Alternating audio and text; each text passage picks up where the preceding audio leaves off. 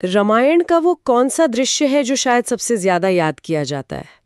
मुझे लगता है कई लोग कहेंगे सीता स्वयंवर का वो पल, जब एक के बाद एक बड़े बड़े पराक्रमी राजा आते हैं और भगवान शिव के उस विशाल धनुष को उठाने की कोशिश करते हैं और नाकाम हो जाते हैं। आज हम उसी एक पल की गहराई में उतर रहे हैं। हमारे पास कुछ पंक्तियां हैं जो इस घटना के बारे में बताती हैं, और हमारी कोशिश ये समझने की है कि ये सिर्फ एक विवाह की शर्त थी या किसी बहुत बड़ी, मतलब किसी कॉस्मिक घटना की शुरुआत थी। ये सवाल ही अपने आप में बहुत दिलचस्प है और यही हमारी पूरी चर्चा की नींव भी है। क्योंकि अगर ऊपर से देखें तो कहानी बहुत सीधी लगती है, एक शर्त रखी गई और नायक ने आकर उसे पूरा कर दिया। लेकिन जब हम इन पंक्तियों में इस्तेमाल हुए शब्दों पर ध्यान देते हैं, जैसे पिनाक महान या फिर अपमान, माया, तो परतें खुलनी शुरू होती हैं। तब समझ आता है कि ये सिर्फ एक स्वयंवर नहीं था, ये तो एक तरह से ब्रह्मांडीय शक्तियों का शक्ति परीक्षण था। तो चलिए इसी विचार को पकड़कर आगे बढ़ते हैं। हमारे स्रोत की जो पहली पंक्ति है वो कहती है, जनकपुर में रखा था भगवान शिव का पिनाक महान। यहाँ सिर्फ शिव का धनुष नहीं कहा गया, उसका नाम बताया गया है पिनाक, और उसके साथ महान शब्द जोड़ा गया है। ये छोटी छोटी चीजें ही तो कहानी को बड़ा बनाती हैं, है ना? बिल्कुल। पिनाक सिर्फ उसका नाम नहीं है, वो उसकी पहचान है, उसका पूरा इतिहास है। ये वो धनुष है जिसे खुद शिव ने त्रिपुरासुर का वध करने के लिए बनाया था। तो इसकी शक्ति की तो हम कल्पना भी नहीं कर सकते हैं। और ये जो महान शब्द है, ये सिर्फ उसके आकार या वजन के लिए नहीं है, ये उसकी दिव्यता, उसकी प्रतिष्ठा, उसके आध्यात्मिक वजन को दिखाता है। ये कोई ऐसी चीज नहीं थी जिसे किसी बढ़ई ने बनाया हो, ये तो एक धरोहर थी जो जनक के पूर्वजों को स्वयं देवताओं से मिली थी। अच्छा, मतलब ये सिर्फ एक शर्त पूरी करने के लिए इस्तेमाल होने वाली चीज नहीं थी। ये तो मिथिला के राजभवन में रखा एक बहुत ही पवित्र प्रतीक था। उसे वहां रखना ही अपने आप में एक बहुत बड़ी जिम्मेदारी रही होगी। यकीनन, वो धनुष सिर्फ एक शस्त्र नहीं था, वो एक तरह से जनकपुर के आध्यात्मिक ऊर्जा का केंद्र था। वो शिव के सम्मान का एक भौतिक रूप था। और जब आप किसी ऐसी चीज को शर्त का हिस्सा बनाते हैं, तो आप सिर्फ शारीरिक बल को चुनौती नहीं दे रहे होते हैं, आप उस व्यक्ति के चरित्र को, उसकी नीयत को और उसके भाग्य को भी चुनौती दे रहे होते हैं। आप कह रहे होते हैं, क्या तुम इस दिव्य ऊर्जा को संभालने के काबिल हो? और यहीं से कहानी का जो तनाव है वो बढ़ना शुरू होता है। स्रोत कहता है, जिसे उठा पाना था किसी भी राजा के लिए अपमान। ये अपमान शब्द, ये बहुत शक्तिशाली है। ये सिर्फ हार नहीं है, ये तो सबके सामने आपकी पहचान, आपकी कुल, आपके बाहुबल पर एक प्रश्न चिन्ह लगा देता है। हाँ, और उस अपमान की तीव्रता को महसूस करने की कोशिश कीजिए।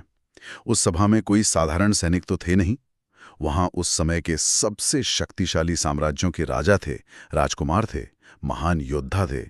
हर कोई अपने साथ अपने वंश का गौरव लेकर आया था, और एक एक करके वो सब उस धनुष के सामने बौने साबित हो रहे थे। हर एक नाकाम कोशिश के साथ सिर्फ उस राजा का नहीं, बल्कि उसकी पूरी प्रजा का सिर शर्म से झुक रहा था। सभा में उम्मीद धीरे धीरे दम तोड़ रही थी। मुझे तो ये भी लगता है कि ये सिर्फ राजाओं का अपमान नहीं था, ये एक तरह से उस युग की जो स्थापित शक्तियां थीं उनकी सीमा का प्रदर्शन था। ये दिखाया जा रहा था कि उस समय की दुनिया में जो सबसे शक्तिशाली माने जाते हैं उनकी भी एक हद है, एक सीमा है। ये बहुत अच्छा पॉइंट है। ये एक तरह से उस युग की मर्दानगी और शक्ति की परिभाषा को ही चुनौती दे रहा था कि शक्ति का मतलब सिर्फ बड़ी बड़ी सेनाएं रखना या युद्ध जीतना नहीं है, एक सच्ची आध्यात्मिक शक्ति भी होती है। और उस धनुष के सामने सिर्फ शारीरिक बल नाकाफी था। और इस पूरे अपमान और तनाव के केंद्र में कौन था? एक राजकुमारी और उसके पिता का भविष्य। सीता की शादी की शर्त इसी पर टिकी छाया थी। ये पंक्ति हमें राजा जनक के नजरिए से सोचने पर मजबूर करती है। अक्सर हम उन्हें सिर्फ सीता के पिता के रूप में देखते हैं, लेकिन वो एक राजा भी थे। ऐसी शर्त रखने के पीछे उनकी क्या मंशा रही होगी? क्या ये उनका अहंकार था या कोई बहुत गहरी मजबूरी थी? ये मजबूरी थी, अहंकार नहीं। हमें ये याद रखना चाहिए कि सीता उन्हें धरती से मिली थी। वो कोई साधारण कन्या नहीं थी, वो भूमिजा थी, प्रकृति की पुत्री। और जनक, जो खुद एक महान ज्ञानी, एक ब्रह्मज्ञानी राजा थे, वो ये बात जानते थे। वो जानते थे कि उनकी बेटी का विवाह किसी साधारण राजा से नहीं हो सकता। उन्हें एक ऐसा जीवन साथी चाहिए था जो सीता के दिव्य स्वरूप के बराबर खड़ा हो सके। इसलिए ये शर्त, ये एक पिता की अपनी बेटी के भविष्य को सुरक्षित करने की एक हताश कोशिश थी। ये एक दिव्य फिल्टर था। तो ये शर्त एक तरह से ये पक्का कर रही थी कि सीता की शक्ति का जो संतुलन है वो ब्रह्मांड में बना रहे। उन्हें कोई ऐसा ही मिले जो उनकी ऊर्जा को समझ सके, उसे संभाल सके। बिल्कुल, ये समानता और संतुलन का सिद्धांत था। ये शर्त किसी को नीचा दिखाने के लिए नहीं थी, ये तो सही व्यक्ति को खोजने के लिए रखी गई थी।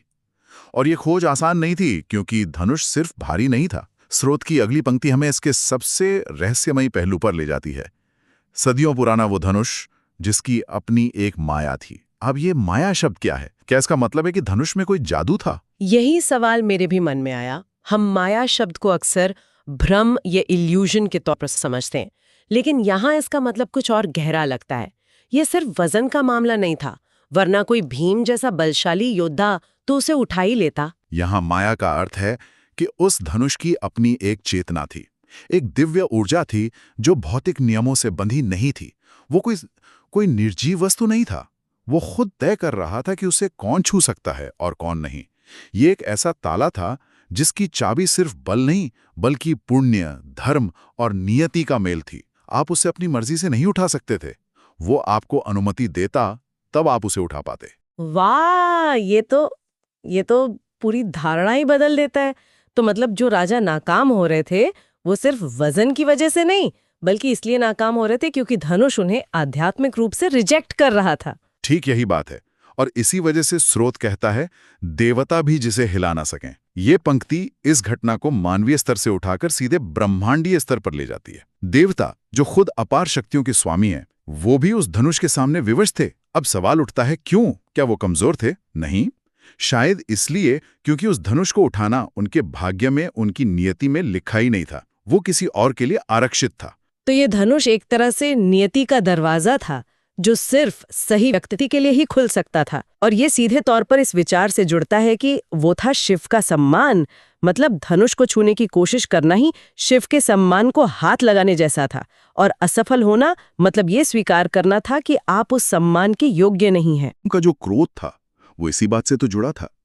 जब राम ने धनुष तोड़ा तो परशुराम को लगा कि किसी ने उनके गुरु भगवान शिव के सम्मान को खंडित कर दिया है।